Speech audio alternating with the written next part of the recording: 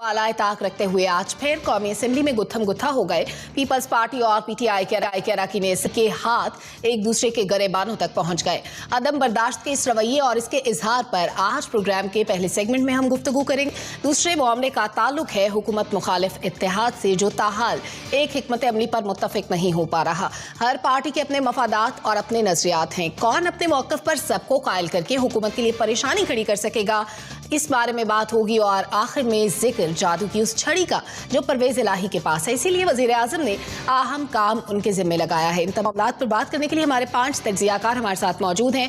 Lieutenant general retired Amjad Shoaib साहब, नासिर चुगताई साहब, यशफीन जमाल हमें ज्वाइन कर रही हैं, जुनैर आज़र भी हमारे साथ हैं और मुजम्मिल सौरदी भी आज के इस प्रोग्राम में हमारे साथ हैं। Good to have you in the show.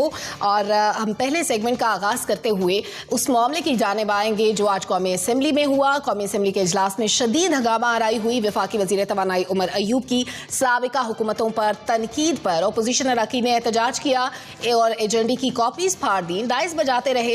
अराकीन की जानिब से स्पीकर डेस्क का घेराव भी किया गया, जिस पर पीपल्स पार्टी और पीटीआई अराकीन में हाथापाई हुई। हम अपने तज्जियाकारों की राय इस मामले पर जानते हैं। नासिर चुगताई साहब, अवामी नुमाइंदों का ये रवैया आपकी नज़र में कैसा है?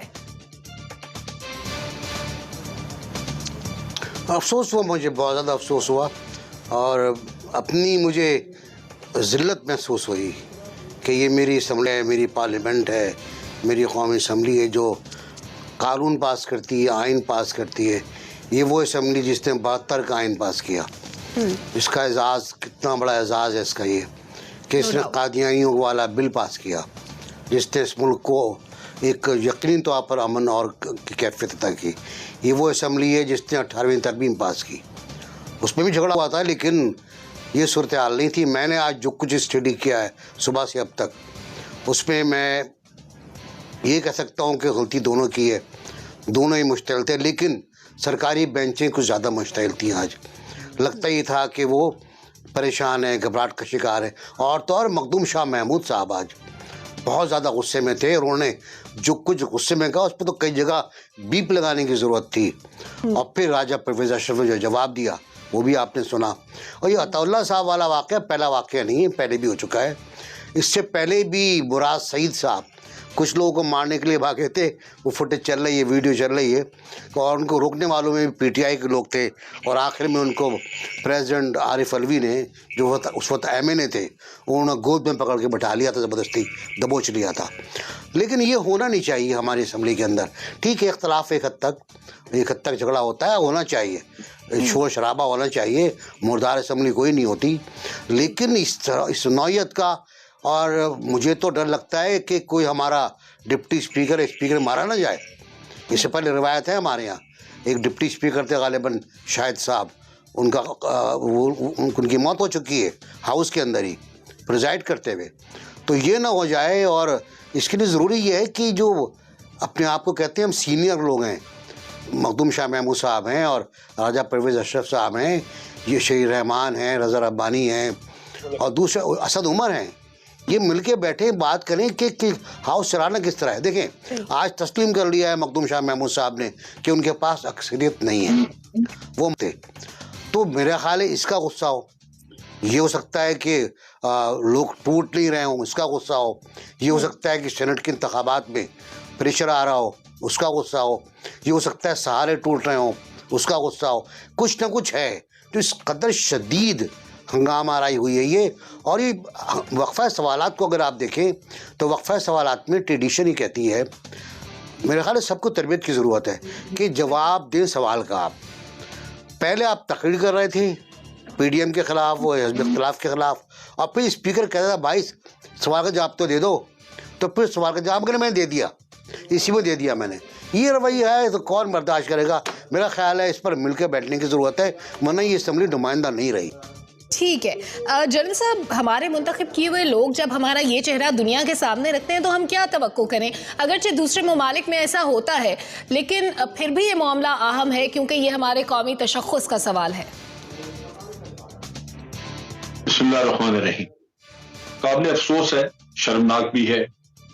बदकिस्मती ये है कि जिस अदारे को हम मुअज़्ज़ज़ हाउस और फिर उसको कहते हैं कि जनाब पार्लियामेंट की इज्जत की जाए, पार्लियामेंट की तौकीर की जाए, वो अदारा खुद अपनी इज्जत करवाने के लिए तैयार नहीं। उसमें मेंबर्स का भी आप देख लीजिए, जब लोग इलेक्ट होके उसमें भी आप देख लीजिए कि बाज़ औक़ात वो मयार नहीं होता लोगों का। और फिर पार्टिसिपेशन के नुक्ता निगाह से भी देखें, जब आप अगर सबकी कारगुजारी और कारकर्दगी, तो बेशुमार अरकान ऐसे हैं जो पूरे अपने 5 साल पूरे करके चले जाते हैं लेकिन एक लफ्ज़ मुंह से नहीं बोलते, कोई कंट्रीब्यूशन उनकी नहीं होती।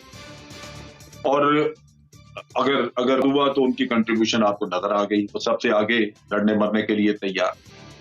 तो ये कोई तरीका नहीं है, क्योंकि ये अवाम के काम के लिए जो लोग आए यहाँ पे अवाम का वोट लेके, उन्होंने डिलीवर नहीं किया और बिल आखिर आके आपकी जो नेशनल असेंबली है, ये बेहतर यही इसी पे लोगों का एतमाद उठ जाएगा।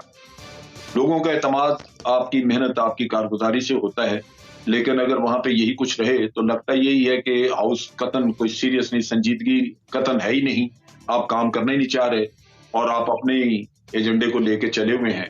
तो दोनों साइड्स को अपने, मेरा ख्याल है, रवैये को बदलना होगा, तब्दीली करनी होगी। एक दूसरे को जलील करने की बजाय एक दूसरे की इज्जत करें और काम निकालें, अपना काम करें। अगर एक दूसरे को इज्जत करेंगे और दूसरा खुद मजबूरन, मेरा ख्याल है, उसको भी इज्जत वाला रास्ता इख्तियार करना पड़ेगा। अगर गुंडागर्दी होगी तो दोनों तरफ से, और फिर आप देख लें कि उसका नतीजा क्या हुआ। ये मुनासिब नहीं है और हाउस की मेरा ख्याल है तौहीन है इस हाउस की। जुनैरा, अभी जनरल साहब ने भी कहा, नासिर बेग चुगताई साहब ने भी कहा कि तरह का रवैया हमें जेब नहीं देता। नशिस्तों पर खड़े हो जाना, शोर मचाना, गालियां देना, एजेंडे की कॉपीज फाड़ना, एक दूसरे के गिरेबान पकड़ लेना, क्या ये रवैये जेब देते हैं पढ़े लिखे लोगों को?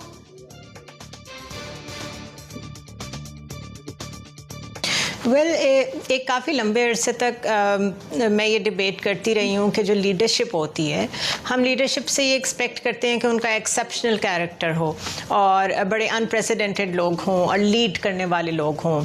बट उसका रिबटल हमेशा ये आता था, जो कि ठीक है, मैं कन्विंस हो गई हूँ उस पर, वो ये आता था कि लीडरशिप कहीं आसमान से तो नहीं आती ना, वो हमारी ही सोसाइटी में से निकल के आती है। जैसे आपने over the years social fabric में इन्वेस्ट किया होता है, वो आपको अपनी क्रीम या अपनी इलीट या अपनी लीडरशिप की शक्ल में सामने नज़र आ जाता है। This is a mirror worth looking into कि हमने अपनी सोसाइटी में कितना इन्वेस्ट किया है, हमने अपने लोगों को कितना लॉ अबाइडिंग बनाया है, हमने कितना रिस्पेक्ट को, हार्मनी को, इक्वालिटी को, जो कि हॉलमार्क्स हैं ऑफ आवर रिलीजन, हमारा दीन हमें सिखाता है, अखलाकियात, एवरीथिंग, हमने कितना इन्वेस्ट किया इन चीज़ों में।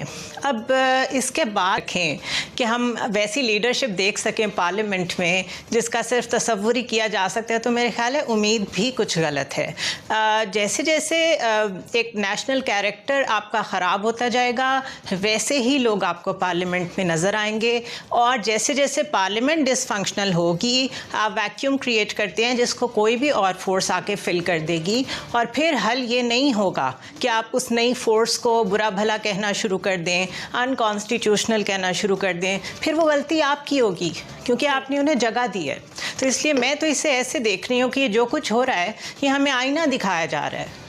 सही, जो हमने बोया था हम वही काट रहे हैं, आपके कहने का मतलब ये है। यशफीन, कहने को तो हम एक जमहूरी मुल्क में रहते हैं, जमहूरी तरीके से हम इन लोगों को मुंतखब करके लाते हैं और हमारे ही वोट से ये लोग आते हैं, और फिर उसके बाद इस तरह के रवैये देखने को मिलते हैं। जब ये लोग एक दूसरे का एहतराम नहीं करते, एक दूसरे की बातों पे सीख पा हो जाते हैं, तो आपको नहीं लगता ये उसी निज़ाम की नफ़ी करते हैं जिसके तहत ये आकर बैठते हैं असेंबली में?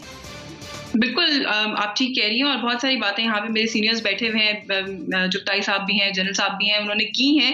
बहुत ही अनफॉर्चुनेट दिन था, जो कुछ हुआ वो इंतहाई एम्बैरेसिंग, शर्मनाक है। और जमहूरी रवैये क्या है या जमहूरियत को ये लोग किस तरीके से लेकर चलना चाहते हैं, वो उन्होंने आज हमें खुद दिखा दिया है। ये पहले भी पार्लियामेंट में हंगामा राइयाँ होती रहती हैं, सिंध असेंबली में तो खास तौर पे कुछ कभी कभार बहुत ज़्यादा ही हो जाया करता है। हमें और ममालिक से भी ऐसी मिसालें मिलती हैं कि पार्लियामेंट में ये सब कुछ होता है, लेकिन फिर भी जिस एक्सट्रीम पर आज ये लोग गए हैं, मैं समझती हूँ कि इनको खुद भी घर जाके थोड़ा सा जो है वो रिफ्लेक्ट करना चाहिए अपने अपने बिहेवियर के ऊपर, और थोड़ा सा सोचना चाहिए इस बारे में कि इंटरनेशनली आज हमारा क्या इमेज गया। वो लोग जो इन लोगों को वोट देकर इलेक्ट पार्लियामेंट में पहुंच जाते हैं उन पर आज इनका क्या असर हुआ होगा, जिस किस्म की अदम बर्दाश्त का मुजाहिरा इन्होंने आज हाउस पे, क्या ये खुद को लॉ मेकर्स कहलाने के अहल समझते हैं? मैं थोड़ा सा जुनैरा से यहाँ पे डिसएग्री करूंगी, बिकॉज मेरा ये ख्याल है कि जो एटीट्यूड्स होते हैं या रवैये होते हैं सोसाइटी में एट लार्ज, वो ऊपर से ट्रिकल करते हैं नीचे की तरफ। हमने जो हमारी लीडरशिप जो कुछ कर रही है, जो कुछ ओवर द इयर्स इस मुल्क में होता आया है, जिस किस्म की इंटॉलरेंस को पॉलिटिक्स में पाकिस्तान की फरोग दिया गया है, वो आज हमें अपनी सोसाइटी में भी नजर आती है। आप हर रोज शाम को सोशल मीडिया पर ट्विटर ट्रेंड्स उठा के देख लिया करें, आप फेसबुक के ऊपर जाके ट्रेंड्स उठा के देख लिया करें। ऐसे अफसोसनाक होते हैं और इस किस्म की लैंग्वेज होती है जो कि दोहराई भी नहीं जा सकती है। तो मेरा ख्याल है कि आज पार्लियामेंटेरियंस ने ये बात हमें बड़ी क्लियरली समझा दी है कि ये रवैये जिनके ऊपर कुछ मुझ जैसे आप जैसे लोग शाम को तनकीद करते हैं कि ये इंटॉलरेंट एटीट्यूड कहाँ से आ रहा है हमारी सोसाइटी में, ये लोग लेकर आ रहे हैं, क्योंकि जहां पर इनको स्पेस मिलती है, आप टेलीविजन टॉक शोज की बात कर लें, आप जलसे जुलूसों की बात कर लें, और आप जो सबसे एक सेक्रेड फोरम है पार्लियामेंट का फ्लोर, वहां पे उसको भी उन्होंने नहीं बख्शा। धक्कम पेल से लेकर गुत्थम गुत्था होने से लेकर फाउल लैंग्वेज यूज करने से लेकर जो कुछ आज हमारे पार्लियामेंटेरियंस ने किया है, मैं तो बहुत शर्मिंदा हूं टू से द लीस्ट। और मैं समझती हूं कि हम एज ए सोसाइटी कितने इंटॉलरेंट हैं। जो हमारा एक हाईएस्ट फोरम है इस मुल्क का, आज उसने पूरी दुनिया को दिखा दिया है कि हम यही सब जिसको अनफॉर्चुनेटली रिप्रेजेंट करना चाहते हैं। ठीक है, आपने भी अपनी राय का किया। मुजम्मिल और वर्दी साहब, अदम बर्दाश्त का ये जो रवैया है, इसके परवान चढ़ने की वजह क्या है आपके नज़र में? मेरे ख्याल में गवर्नमेंट है। पिछले 1 साल से मुराद सईद साहब जब भी ऐवान में तकरीर करने लगते थे, अपोजिशन उठ के चली जाती थी, लेकिन उन्हें अपनी रविश नहीं बदली। और बताया जा रहा है कि जी और अदम बर्दाश्त क्या होती है। मेरा मतलब है, आप 1 साल से गालियां निकाल रहे हैं, 2.5 साल से गालियां निकाल रहे हैं, वो सुन रहे हैं। आज पहली दफ़ा अगर उन्होंने जवाब दिया है तो हमें पार्लियामेंट की बहुत बेतौकीरी नज़र आ गई है। 2.5 साल से जो गालूच आप पार्लियामेंट में कर रहे हैं वो बेतौकीरी नहीं थी। और आज पहली दफ़ा मैंने देखा है किसी जमहूरियत में हुकूमत ने खुद कोरम की निशानदेही की है। कभी हुकूमत ने भी कोरम की निशानदेही की है? ये तो अपोजिशन का प्रेरोगेटिव है। हुकूमत का काम तो कोरम पूरा करना है, ऐवान को चलाना है, एजेंडे के मुताबिक चलाना है। ये हुकूमत की जिम्मेदारी है। मतलब एक चीज़ मेरी जिम्मेदारी है और मैंने ही उस पर कोरम की निशानदेही करके मैं ही इजलास मुलतवी करा के मैं ही भाग गया हूँ, और फिर आप कह रहे हैं कि बड़ी बेतौकीरी हो गई। ये पहली हुकूमत मैंने देखी है जिसने कोरम की निशानदेही की है और ख़ुद इजलास से भागी है, वरना आज तक अपोजिशन ने बाइकाट किया है, अपोजिशन भागती है। आज पहली दफ़ा अपोजिशन ने जवाब दिया है तो इनको उल्टे पैर भागना पड़ गया है। 9 वज़ीर तकरीर करते हैं अपोजिशन के एक रुकन की तकरीर के जवाब में, फिर भी तसल्ली नहीं होती और वो तकरीर भी सुनने के लिए तैयार नहीं है। अब आप कह दें कि इस पार्लियामेंट में सिर्फ हुकूमत को बोलने की इजाज़त है, अपोजिशन सिर्फ सुनने के लिए आया जाए, उनके मुंह पर टेपें लगा दी जाएं और सिर्फ उनको सुनाया जाए जब तक कि उनके कान पक ना जाएं। 2.5 साल में पक गए।